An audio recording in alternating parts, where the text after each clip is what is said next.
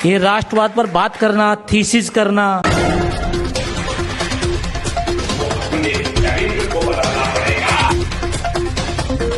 एक बार भारत जी के लिए जोरदार तालियां।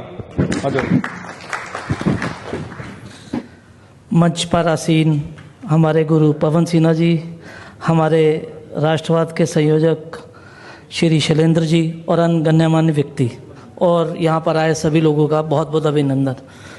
अभी तक जिन लोगों ने जितनी भी बात की है, मैं उससे हटके मात्र 1.5 मिनट में अपनी बात ख़त्म करके यहाँ से चला जाऊँगा। मैं आप लोगों से कोई भी भाषण, कोई भी बात करने नहीं आया हूँ। मैं आपसे बात करने आया हूँ अपने पर्सनल एक्सपीरियंस की। आप लोगों में शायद ही कुछ हमारे जैसे लोग होंगे, या 2, 4, 5, 10 लोग होंगे जिनके परिवारों ने पार्टीशन का दंश झेला है। मैं आपको राष्ट्रवाद के लिए सिर्फ इतनी बात कहना चाहता हूँ, राष्ट्रवाद उससे पूछिए जिसका राष्ट्र छिन गया। ये राष्ट्रवाद पर बात करना, थीसिस करना, ये करना, वो करना बहुत अच्छा है, बुरा कुछ भी नहीं है, लेकिन जिन्होंने भुगता है ना, उनसे आप समझिए कि जब राष्ट्र नहीं रहता तब उनकी क्या दशा होती है।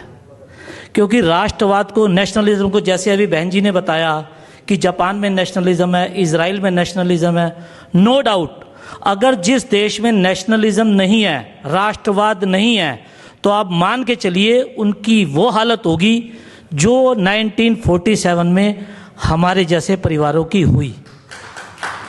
रही रामराज्य की बात, जिस देश में राष्ट्रवाद होगा, राम राज्य वहाँ आएगा ही आएगा।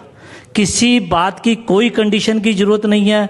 अगर आप नेशनलिज्म को समझ लेंगे, नेशनलिज्म को मान लेंगे, तो राम राज्य तो आएगा ही आएगा।